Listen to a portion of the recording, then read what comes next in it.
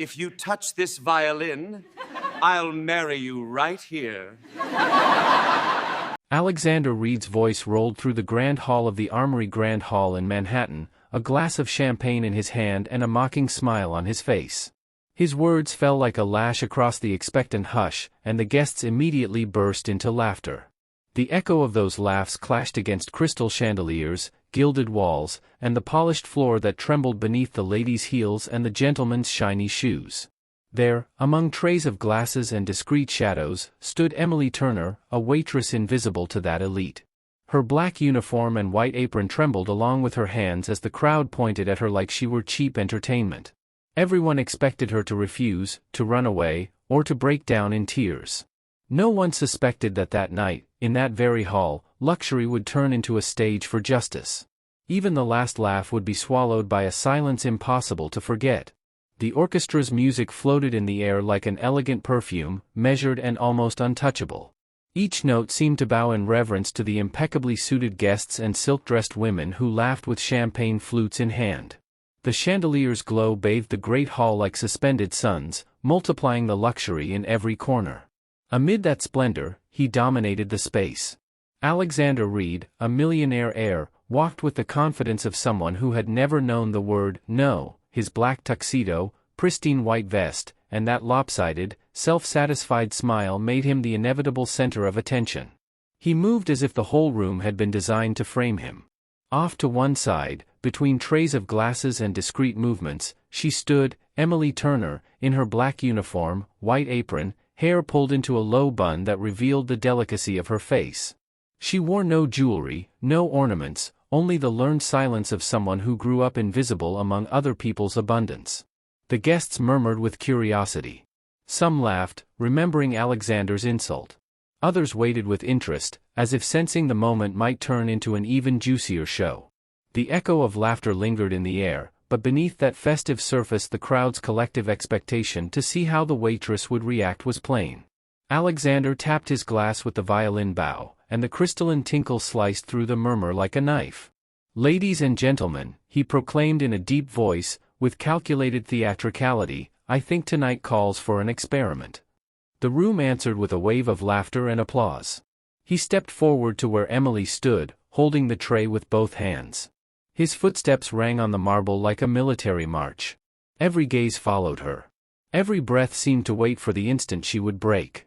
When he stood before her, Alexander extended the violin with the same arrogance a king uses to offer a scepter. His confident smile seemed to say he already knew how it would end. Emily felt blood rush to her cheeks, a heat that suffocated and steadied her at the same time. The tray shook, but her eyes did not leave his. There was something else in that look, a silent strength that none of those present could read. The entire room hung in an expectant silence, as if even the orchestra were waiting for her reaction. The guests settled into their seats, eager to witness the humiliation they took for granted. But Emily did not step back. Her fingers gripped the tray firmly and her lips pressed together with mute determination. What no one imagined was that that night, in that very hall, an old secret was about to come to light, and nothing would ever be the same. If this story has moved you in these first minutes, tell us in the comments which city you're watching from and leave a like so you'll keep following us. The room's murmur had become an uneasy buzz.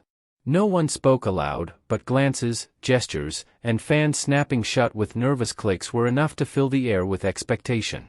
Alexander Reed savored that silence like an actor relishing his grand entrance. "What's the matter?" he asked with feigned innocence, turning on his heel. "Don't you want to see a show?" The laughter returned, but more restrained, as if the audience first needed the host's cue to give themselves over to the feast. Alexander lifted the violin, examined it with exaggerated care, and then held it in both hands as if afraid to soil it.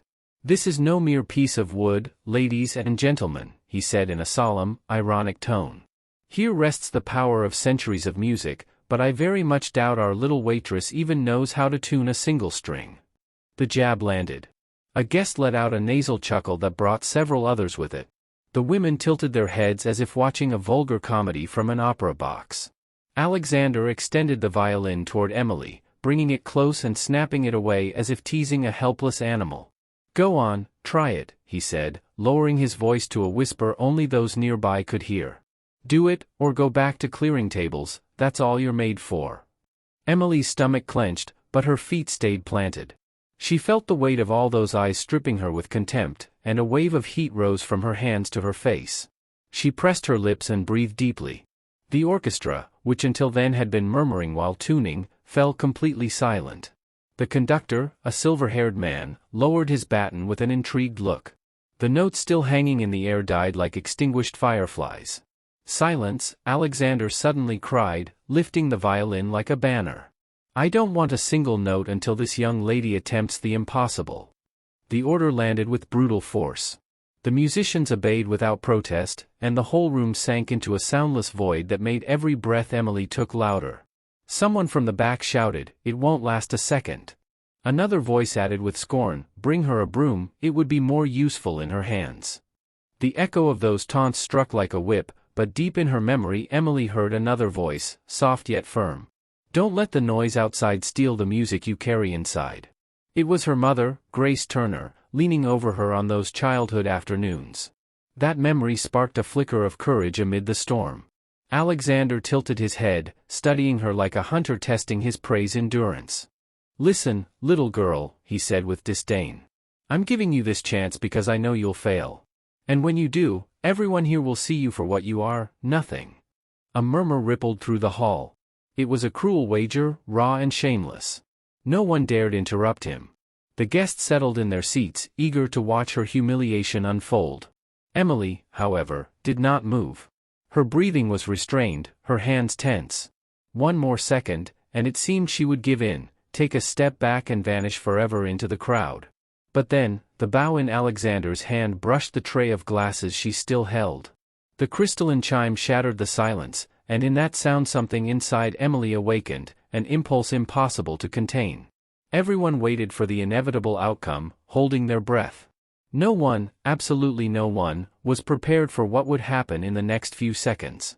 Some musicians leaned forward, curious, others looked away, unable to endure the humiliation of another.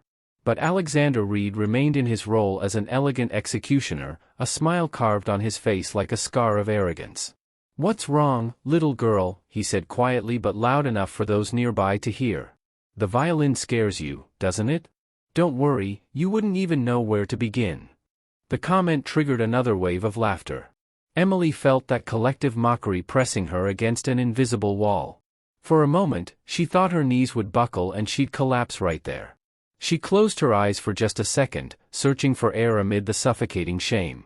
Then, the memory returned like a distant whisper, her small, clumsy hand stretching the violin strings under her mother's patient gaze. Grace Turner used to tell her. Hands tremble at first, but the violin always recognizes the one who truly listens. That phrase kept her standing, even as the present threatened to break her. She opened her eyes. The hall watched her with a mix of mockery and tense expectation.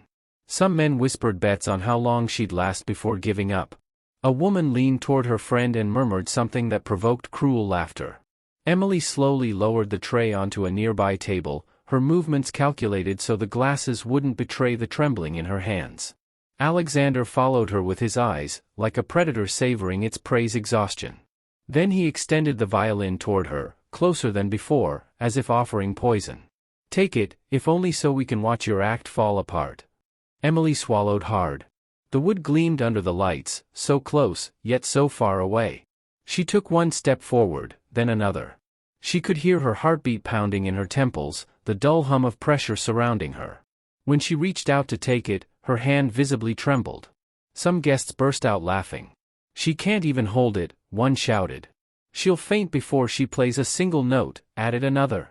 A flush rose to Emily's cheeks, and for a moment she thought of stepping back. The humiliation was unbearable.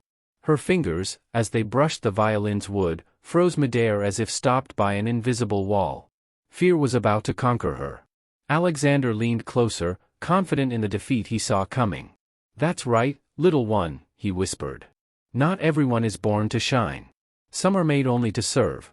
Emily lowered her gaze, and for a moment it seemed she accepted that sentence. The entire hall relaxed, convinced the show would end in cowardly retreat. Laughter grew, murmurs overflowed. The mood was one of triumph for Alexander. But then something caught her attention, a small sheet of music left forgotten on the case beside the table. The notes, handwritten, shimmered like old scars on yellowed paper. Emily recognized the handwriting instantly. It was the same as her mother's notebooks. A shiver ran through her. She wasn't alone in that hall. Grace Turner was there with her, in those lines, in that sleeping music waiting to awaken. Emily lifted her head. The insecurity hadn't vanished, but now it was joined by a different spark. No one noticed except Alexander, who for a second doubted what he saw in her eyes. The silence thickened, as if the air itself were waiting. And within that silence, something was about to change. Emily extended her hand slowly, as if every inch that brought her closer to the violin was a step into an abyss. The murmur of laughter still hung in the air like a sweet poison, but something within her had shifted since her eyes met that forgotten score. It was as if Grace Turner's voice rose from the past to steady her. Her fingers finally wrapped around the wood. The hall burst into laughter again. Convinced they were about to witness a clumsy farce, Alexander held the bow in his other hand and offered it with a mocking bow. "Here you go, virtuoso," he said, drawing out the word with irony. "Make us laugh a little more." Emily took it, and in that gesture, though her pulse still trembled, there was a firmness she hadn't shown before. The entire room held its breath, intrigued by her unexpected resolve. She placed the violin beneath her chin. Silence fell instantly, as if even the hanging lamps waited for the sound. A man from the back shouted, "She won't last a second." But when she placed the bow on the first string, instead of a screech came a pure, perfectly tuned vibration. Emily closed her eyes and searched for the reference note in her memory. She had no tuning fork, no electronic tuner, only the echo of those childhood afternoons with her mother, who had taught her to listen to the heartbeat of the instrument. She turned the peg, tightened the string slightly, and the note A emerged, clear, perfect, floating through the hall like a thread of light. The murmur died instantly. Some guests looked at each other in confusion, others frowned, as if what they were witnessing was impossible. Emily continued tuning each string with surgical precision. The entire hall seemed to lean forward with every adjustment, as though they were watching an inexplicable trick. When she finished, she raised the bow and took a deep breath. Then she played a simple scale, clean, smooth, rising and falling, with a vibrato that left no doubt. It wasn't lucky improvisation, it was the mark of years of hidden practice. A thick silence filled the room. No one dared to break it. Even the cruelest among them had lost their smiles. The sound was too precise to be chance, too pure to be accidental. The orchestra's conductor, who until then had watched with skepticism, leaned forward. His eyes widened, and a look of respect crossed his face. Alexander, on the other hand, clenched his jaw. His confident smile faltered for the first time. He applauded slowly, forcing the grin of a man pretending he still controlled the game. "Well, well," he said with feigned calm. "Not bad for a waitress. But tell me, can you do anything besides a beginner's scale?" His voice cracked like a whip, trying to reclaim his lost mockery. The guests laughed out of obedience, though without their earlier enthusiasm. Emily lowered the bow, her fingers were still firm on the violin. She knew that had been only the first step. The real danger was just beginning, and deep down, she felt it, Alexander wouldn't let that spark grow without trying to crush it. He couldn't stand what he had just witnessed. The echo of that scale still floated in the air, each clean note a direct blow to his pride. For a few seconds, his smile had broken, and that crack burned inside him. He couldn't allow a simple waitress, someone meant to serve in silence, to draw something resembling respect from the crowd. He clapped again, slowly, forcing a grin that no longer came naturally. "Interesting," he said in a syrupy tone, like a man pretending to enjoy a wine he actually despises. "Very interesting, although anyone can memorize a few simple scales." The murmur returned, timid, as if the guests didn't know whether to laugh or remain silent. Alexander noticed it and clenched his fists behind his back. The control of the room was at stake, and he couldn't afford to lose it. "Ladies and gentlemen," he exclaimed, lifting the bow like a scepter, "what we've just seen is nothing more than a childish rehearsal." Then he turned toward Emily, scanning her from head to toe with disdain. "If this young lady truly has talent, she'll have to prove it before us all with a real piece." The audience held its breath. The challenge had been raised.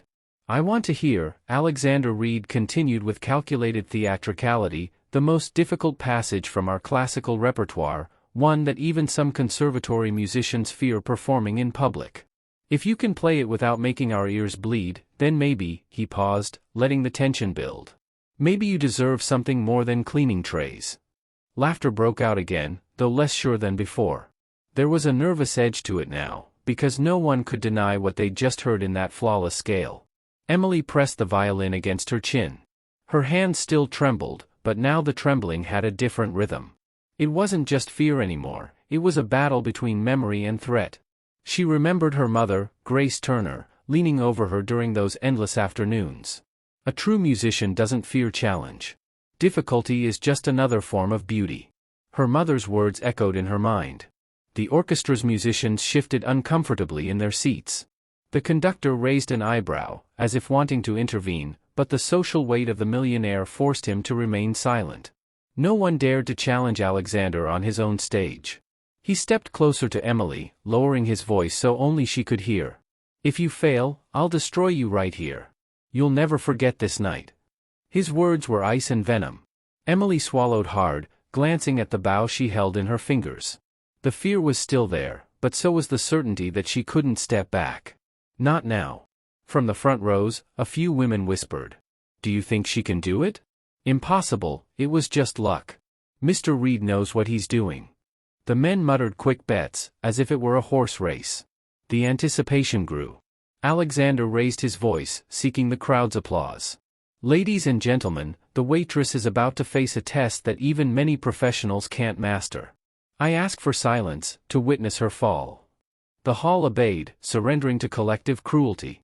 Emily took a deep breath, fixing her eyes on the forgotten sheet music inside the case.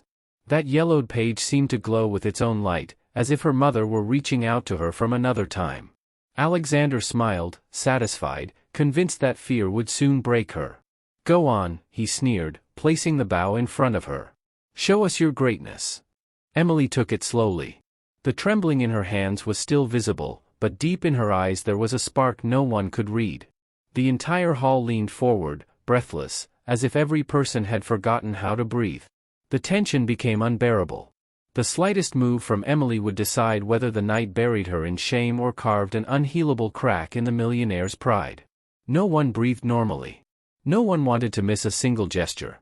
Emily held the violin as though it weighed a ton, yet she clung to it with unexpected determination. Alexander stood tall before her, watching with the cruel calm of a man already savoring another's downfall. His smile returned little by little, like that of a predator who has smelled blood. "Go ahead, little one," he murmured. "Give it a try." The tension was so thick the orchestra musicians exchanged uneasy glances. The conductor, Maestro Richard Coleman, had been leading orchestras for over 40 years and knew every tick, every gesture of the performers he'd seen parade across stages throughout the country. But when he focused on Emily's posture, a chill ran down his spine. That bow, barely hovering above the strings, held something different. It wasn't improvisation or luck. It was discipline, memory, heritage. Maestro Coleman narrowed his eyes, incredulous, and whispered just loudly enough for the nearest musicians to hear, "That touch belongs to the Turners." The violinists looked at one another. The rumor spread quickly, like an electric current impossible to stop. "The Turners," some murmured. "Grace," others asked quietly. Alexander noticed the strange movement among the musicians and frowned. "What's going on back there?" he demanded harshly. The maestro said nothing, but his eyes stayed fixed on Emily. He watched how she adjusted her fingers with a natural ease that couldn't be faked, the way her chin rested on the wood, the small motion of her wrist anticipating a perfect vibrato. All of it felt familiar, as if he were reliving a scene from decades ago. The memory hit him full force. Grace Turner, the woman who had once shaken concert halls with her virtuosity, who had turned every performance into an act of devotion. He remembered the critics who had hailed her as a prodigy, and above all, the dedication she'd written to him on a sheet of music he still kept in his studio. "It can't be," Maestro Coleman whispered to himself. But it could be. Emily was the living echo of that woman, her daughter, though the rest of the hall had yet to realize it. Annoyed by the distraction, Alexander stomped his foot on the floor. "Silence, all of you," he shouted. "I want to see this impostor fail." The insult rang harshly, and a few guests joined in with nervous laughter. But the seed had already been planted. The whispers spread from row to row. Could she be Grace's daughter? Is that possible? Look at how she holds her hand. Emily caught fragments of those murmurs, and instead of weakening her, they breathed new life into her resolve. Her mother wasn't just a buried memory, she was a living presence, recognized and even revered in that same hall. Emily pressed the violin to her chest for a moment, as if embracing that memory, and then lifted it again beneath her chin. Maestro Coleman leaned forward, eyes locked on her. His heart pounded. He had conducted hundreds of performers, but rarely had he felt such certainty. What was about to be heard would change the course of that night forever. Alexander, blind to the shift in the air, remained convinced of his victory. He stepped back, stretching his arm theatrically. "Come on, Miss Turner," he mocked. "Show us you're not just a maid playing pretend as an artist." But that provocation had the opposite effect. Emily's eyes shone with a new light, as though she had finally accepted her true name, her lineage. The bow descended, and the silence became absolute. Everyone understood that what they were about to hear was neither a game nor a dare. No more mockery. It was the return of a legacy that had never truly vanished. The air in the grand hall felt so heavy it seemed the crystal chandeliers pressed down on everyone's shoulders. Every gaze was fixed on Emily, who held the violin as if the instrument had chosen her, not the other way around. The forgotten sheet music in the open case gleamed under the light, revealing a handwritten dedication Maestro Coleman recognized instantly. "For the one who will carry on my voice in this world, Grace Turner." A murmur spread like fire over powder. Many guests had never heard the name, but others, those close to the music world, turned pale. Grace was a legend. Her concerts had filled theaters, and her mysterious disappearance from the stage still fueled whispers in artistic circles. That a simple waitress carried that same blood seemed inconceivable. Emily didn't look up at the crowd. She fixed her gaze on the sheet, as if that yellowed page were a lighthouse in the storm. The trembling in her hands slowly faded, replaced by a fierce calm. Maestro Coleman leaned forward. He knew that piece. It was an adagio written by Grace in her later years, a composition steeped in melancholy and impossible beauty. No musician had ever managed to perform it without breaking down. If Emily could, there would be no doubt left. Alexander Reed, oblivious to the true value of the music, stepped forward, trying to regain control. "Pretty paper, old man," he sneered, "but paper doesn't play. Let's hear if your hands can live up to your promises." The provocation drew weak laughter, more nervous than cruel. Doubt was creeping through the audience. Emily lifted the bow, closed her eyes, and took a deep breath. In her mind, she heard her mother's voice again. "Every note is a heartbeat.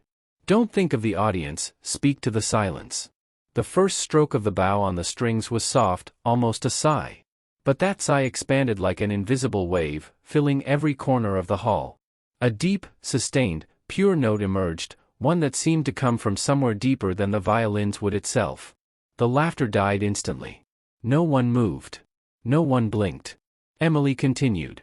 The bow danced with a natural grace impossible to fake, and the adagio began to unfold with a power that both wounded and healed. Every vibrato was both a caress and a scar. Every pause, an abyss full of emotion. Some guests placed their hands on their chests, astonished by the intensity running through them. Others closed their eyes, trapped in memories the music had torn from them without permission. Maestro Coleman felt tears burning beneath his eyelids. This wasn't just a performance, it was Grace Turner returning to life through her daughter. Every movement, every breath, every nuance of the bow was the echo of the woman he had admired decades ago. Alexander tried to maintain his composure, but his jaw trembled.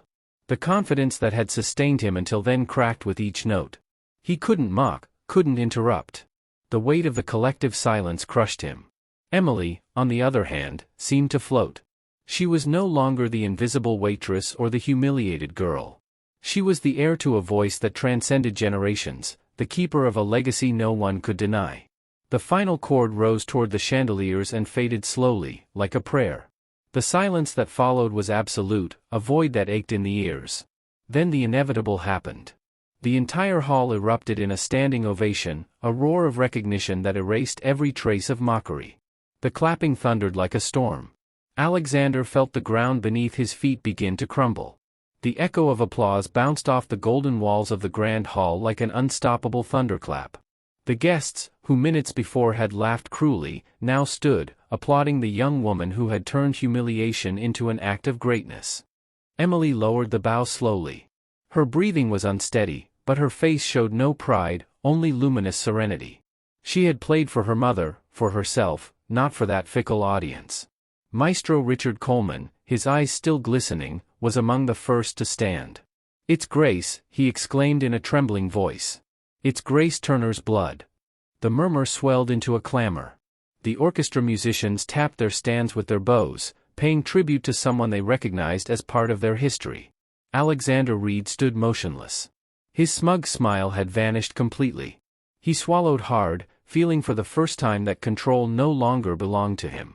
He looked around for support among his friends, but everyone was standing, applauding, paying him no attention. "Enough," he suddenly shouted, his voice clashing with the hall's euphoria. The silence did not return. Instead, the applause grew louder, a wave that swept him away without mercy. Alexander slammed his fist on the nearest table, spilling champagne, but no one looked at him. The crowd was mesmerized by Emily. She lowered the violin gently, her eyes meeting his. There was no anger there, nor fear, only the calm of someone who no longer needed to prove anything. That look was unbearable for Alexander. He stepped forward, raising his voice to reassert himself. "Don't be fooled," he roared. "This proves nothing. A maid can never compare to a true artist."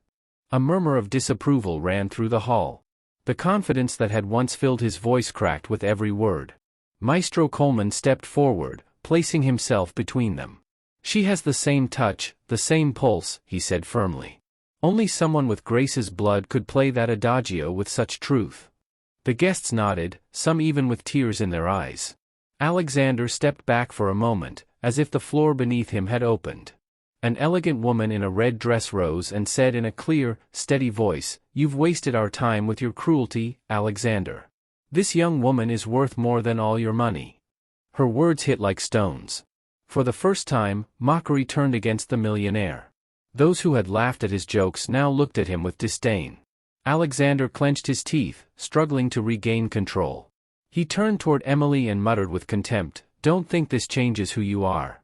You'll never belong in this world." But his voice carried no weight anymore. No one listened. Every eye was fixed on her. Emily took a deep breath and held the violin against her chest. She didn't need to answer with words. The audience's recognition was enough.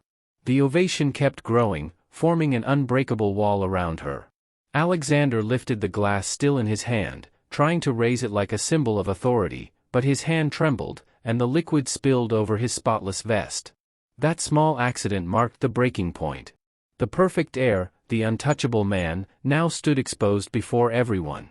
The applause did not stop, and the louder it grew, the clearer it became. Alexander had lost the one thing he never imagined could slip away: respect. The murmur of approval turned into a unanimous roar. Emily Turner's name spread from lip to lip like a long-awaited revelation.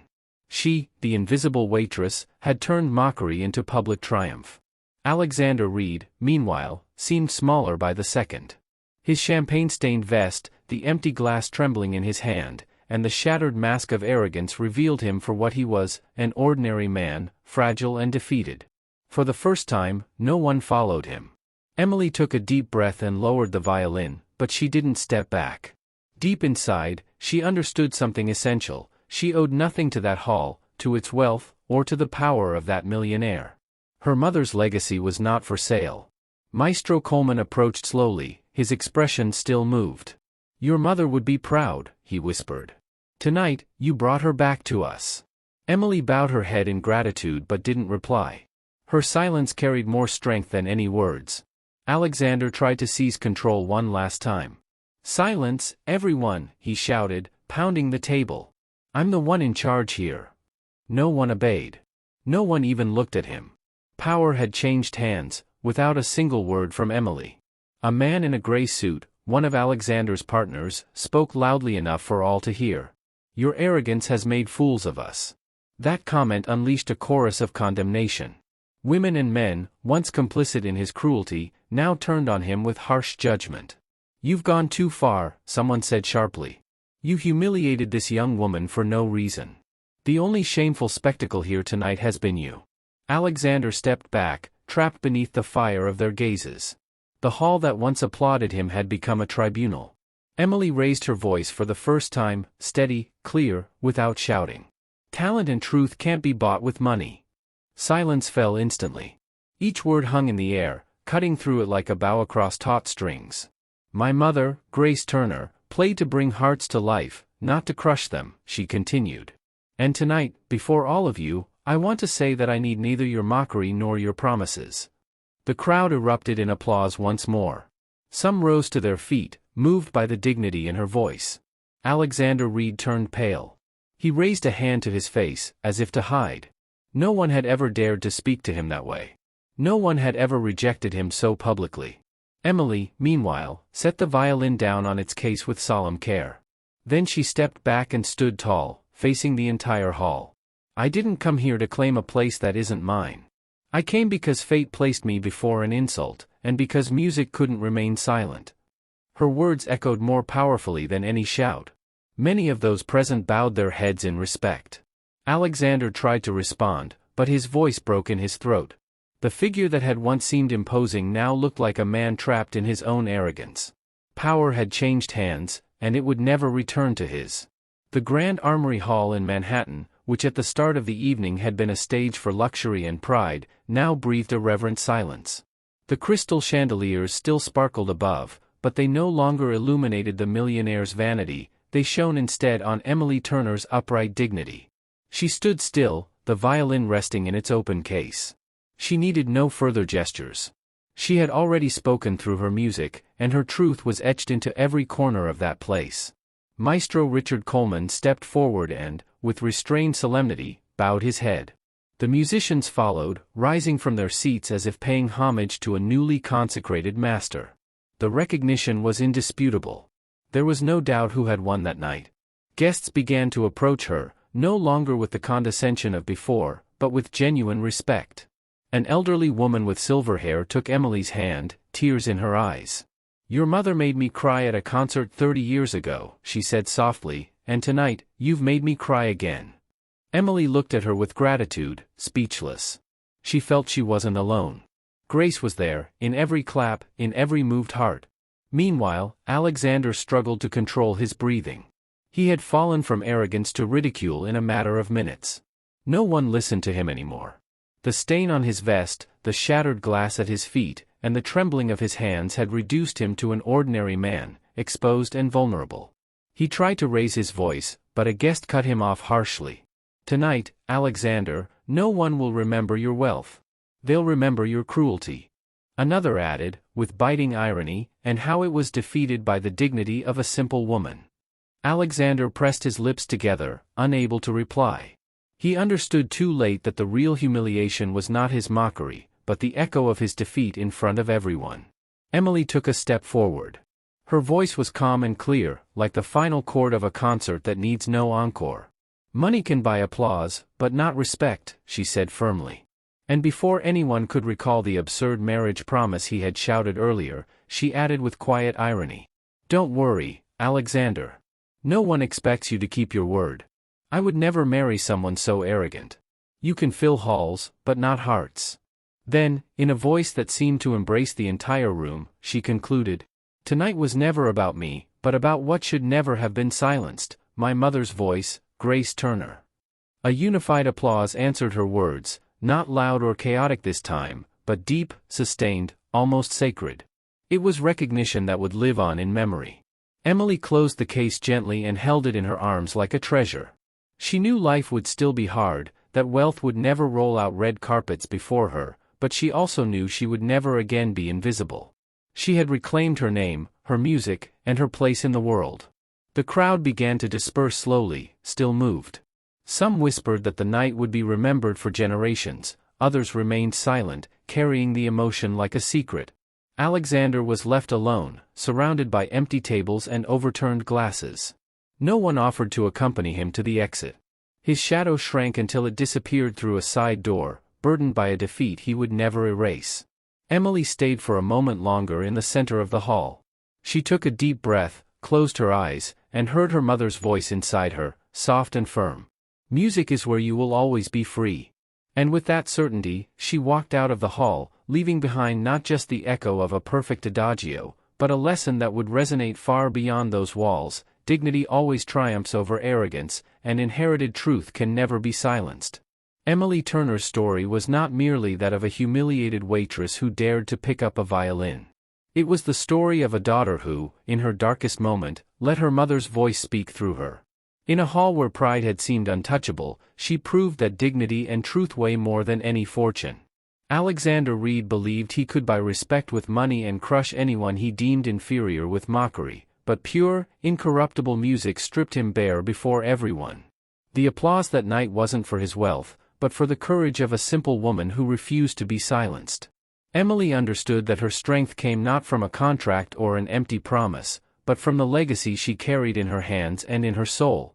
In every note lived Grace Turner, and in every tearful gaze, the certainty that truth, sooner or later, always finds its way to light.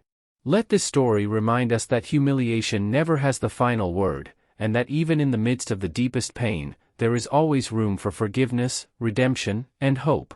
If this story moved you, support the channel by tapping thanks or super thanks. It's the heart icon with the $sign beneath the video. If you don't see it, open the 3 dots menu. Every contribution helps us create more stories and reach more people. Thank you for staying with us until the end of this one. Tell us in the comments which part touched you the most.